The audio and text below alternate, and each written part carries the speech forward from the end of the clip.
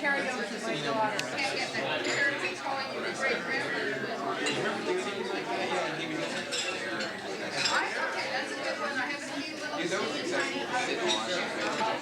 Well, you know, we tease about my area. Our married set today are. It's in the their normal.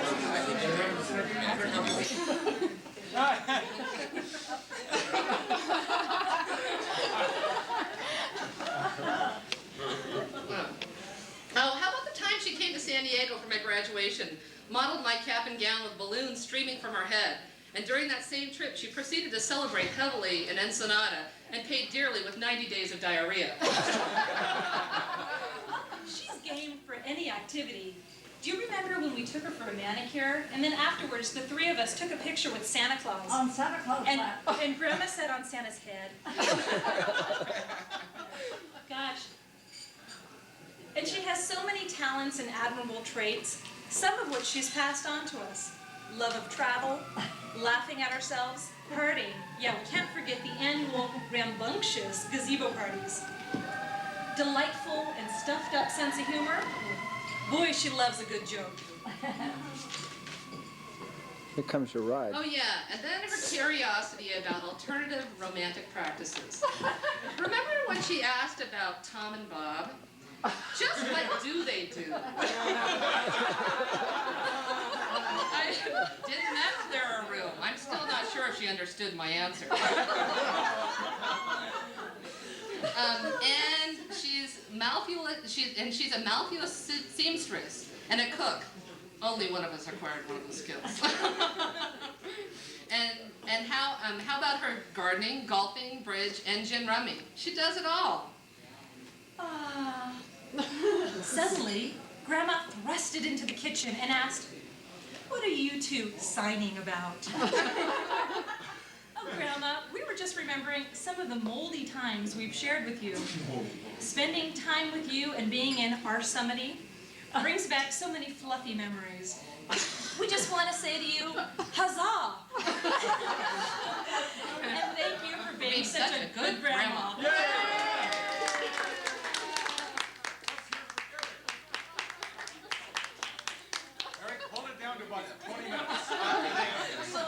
Being that in our family, once you live together, you have to do something together. And our family hasn't done it too well so far.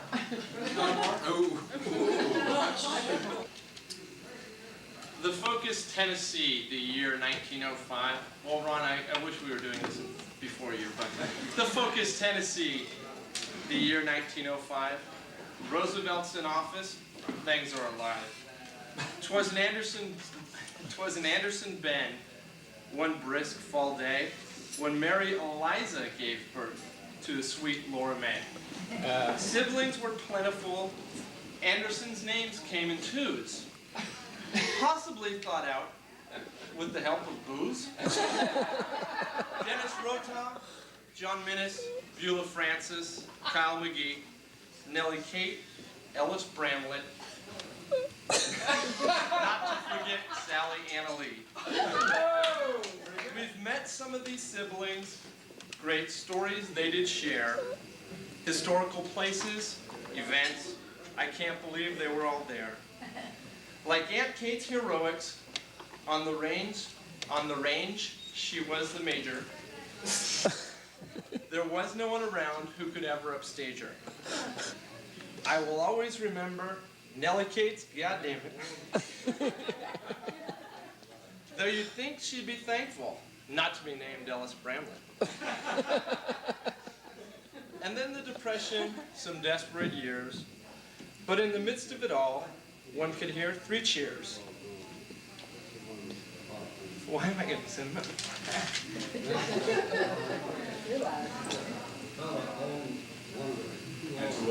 Yeah. For the year it was.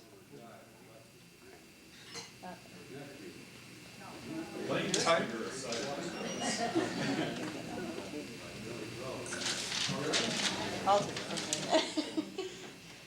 For the year it was, 1929, when Max Wren asked Laura May, "Will you be mine?"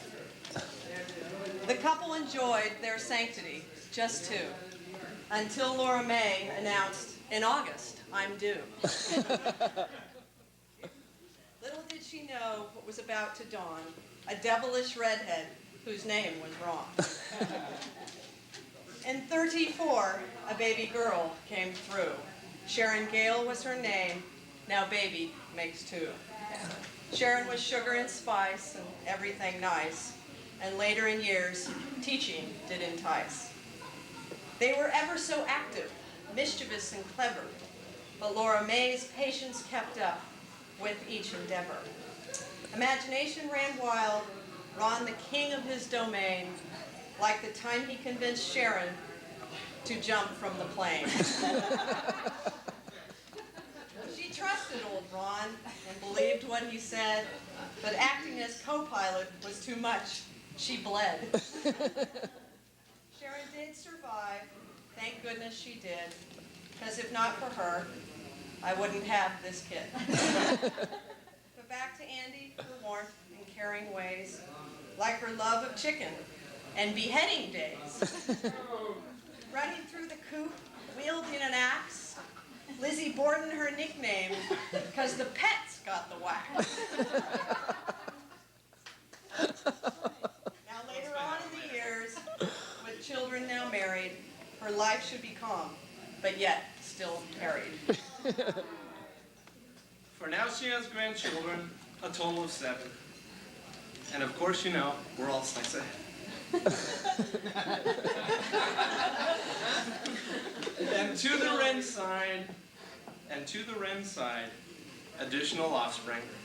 Abraham's and great-grandchildren are still in the offing. So 90 years young and still going strong. Generosity, patience, attributes lifelong.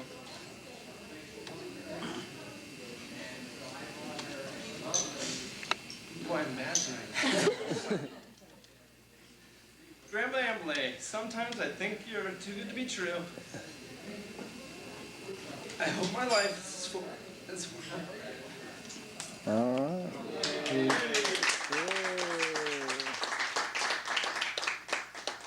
So let's raise our glasses, Champagne, whether champagne wine, or or beer, beer. to usher in Andy's 91st year. All right. Hooray!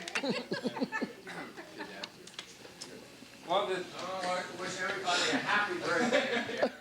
The thing I remember the most is while the parents were off on a vacation, Andy and myself would be tucked away with Grandma for safekeeping. And Grandma had her ways to get us to do what we needed to do. And I think the big carrot for us was Jell-O 1, 2, 3.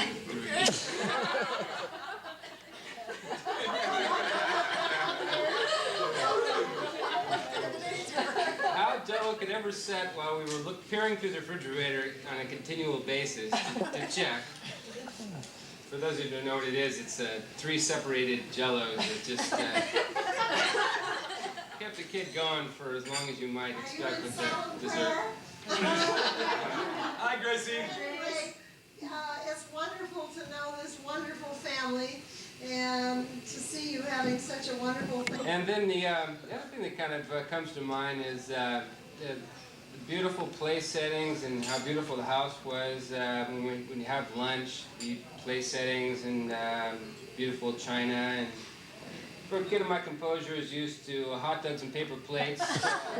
It was a trip to the Ritz. Spanish rights. Spanish rights. And then the last thing I like to say is, Grandma, you've been one that's been generous and caring, and you never once really complained about your own personal, woes through life. And I like to say from now on, I hope that you'd be a little more selfish and let us step in where we can and try to help you out and just say the word, and we're there for you. Yay! The Jell-O 1, 2, 3. I had to follow up Chris. When you were watching us at the Villages, this is just kind of a confessional thing. I have to get off my chest in 31 years. Chris and I were out stealing golf carts. And I want to thank you for not catching us. And we did do that. We stole golf carts, we drove them around the villages, and we left some in some places that we shouldn't have. And we came back, and we never got caught. Although I don't know that for sure that you just kind of let us go or whatever, but I like to think that you didn't catch us on purpose. So for that I'm thankful, and also for the Jello 1, 2, 3. And for me, I'm just really proud to be your grandson, and I'm really thankful that you're my grandmother. And you mean a lot to me, and I love you a lot. And my grandkids, my kids, your great-grandkids love you a lot as well. And that's just about it. I mean, I'm very happy that I'm lucky to know you. All right. Tiny pond, the little bird bath, which we thought was huge. It was probably about 2 feet in circumference. And Dave and I would get in there and just think it was a giant pool because we were sitting kids and we would just, oh, this is great. So that it kind of starts in with there, and lots of memories of Yosemite and petting deer, which I know is politically incorrect now. A lot of this petting of wild animals there, and we had loved it, and bears and so on. Then up to Arizona, where I remember Dave and I were totally horrified when prairie dogs were drowning in Grandpa and Grandma's pool. We would want to go swimming, and we would go out there, and there would be several round prairie dogs, and Dave and I were like, oh my God, what, this couldn't be real. What's going on here? And Grandpa would fish them out with a net, and then we would get to swim. Oh boy. Yeah, right. And I also remember I had thick hair at the time, and Grandma took this black comb with fine teeth and would try to get through the hair, and it was awful. It was a really challenge, I mean, to get through my hair there. I definitely remember that. But she found tame clean rinse now. I hope so. Agreed.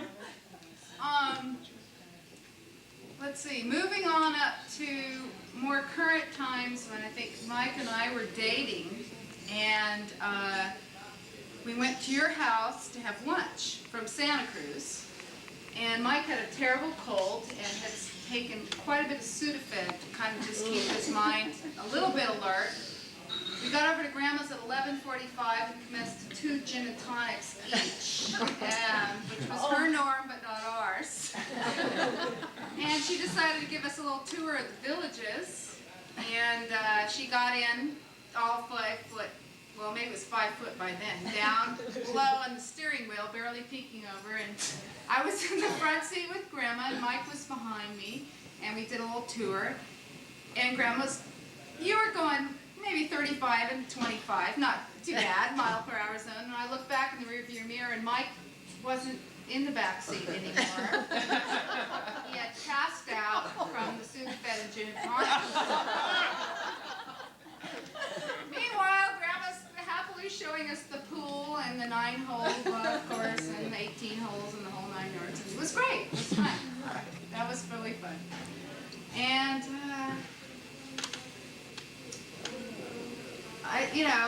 I have a lot of memories of Max and Andy and going with my parents to go to the airport. This was the biggest thing. I really think when Grandpa and Max would go to Europe, we would think that was the greatest thing. We would get to go to the airport, see all the new cars that were in display, and they were going round and round in the airport.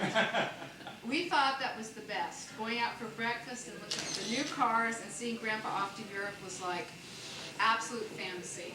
That was one of my best dreams, and I think it helped me, like I mentioned earlier, enjoy travel and just be welcome to it and not fearful at all. Just go for it. So I thank you for all of that. It was wonderful. I enjoyed being here.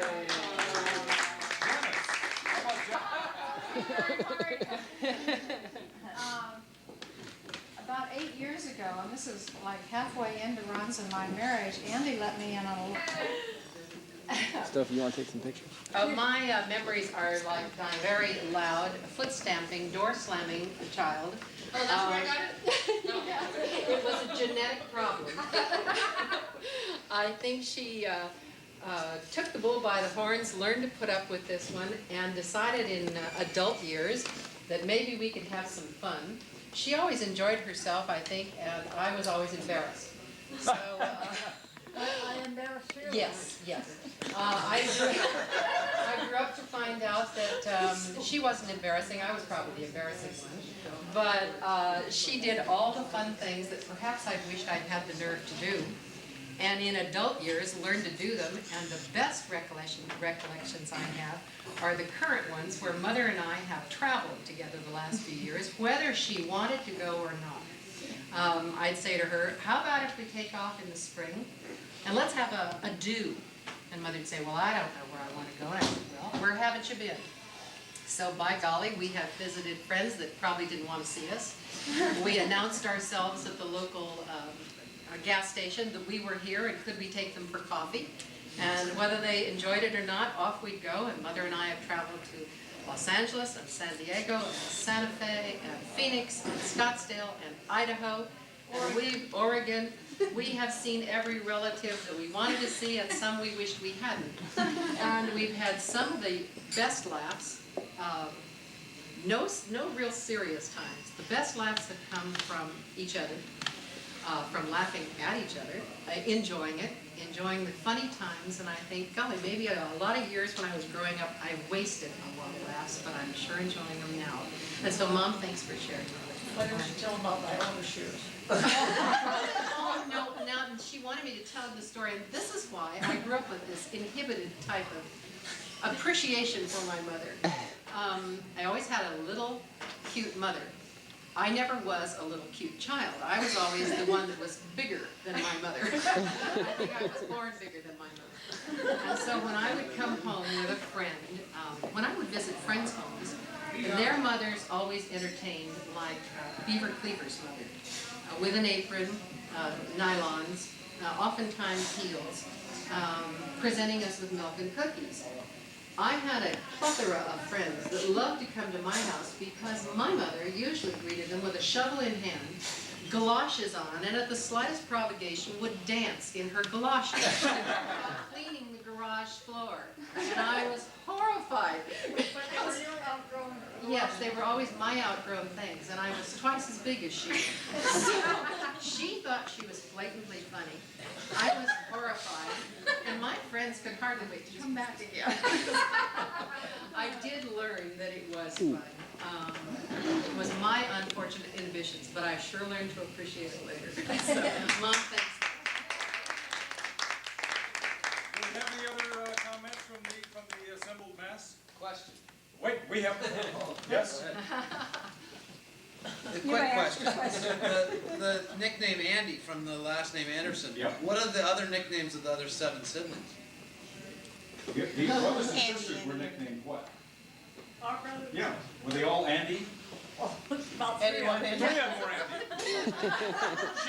She was one of 2 that wore dresses. The other one was a guy. You could tell them apart that way. Somebody said to my sister Kate, why they call her Andy? Or why don't they call you Andy? She said they're too damn many have them already. I just want to Gene, say wait a minute, Gene Martin's got that I'm not going to I don't have an anecdote, but I have an accolade. Oh, good. You and Ron came into our lives, into the McGregor family, which I was, having just married a Martinson. I found happiness for the second time. My sister, very soon thereafter, found happiness for the second time. You were part of it as a gracious, charming lady. Always a positive attitude. No matter what was said, you would turn it right around into something positive, and we've all learned from that. Oh. We thank you. Yay! Ron, I just want to put your mother's mind at ease. Yes. The statute of limitations is up.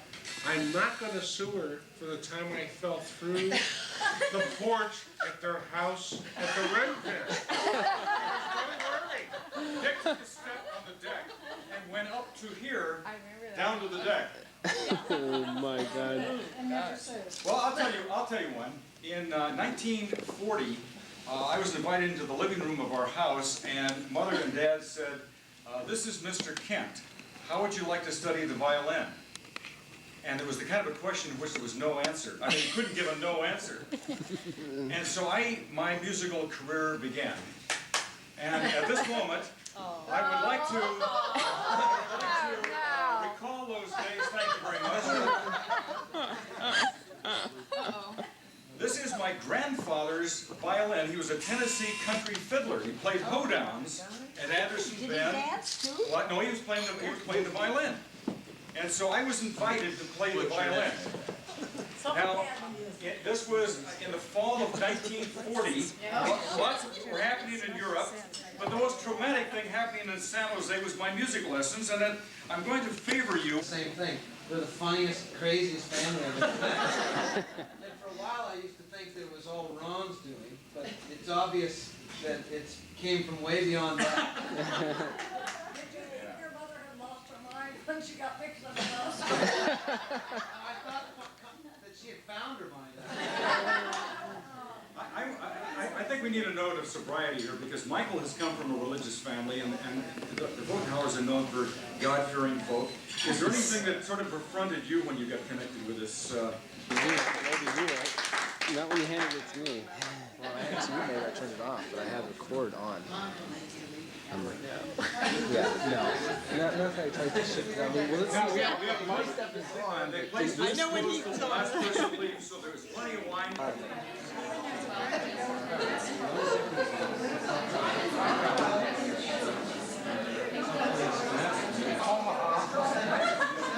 Kingdom. How old are you?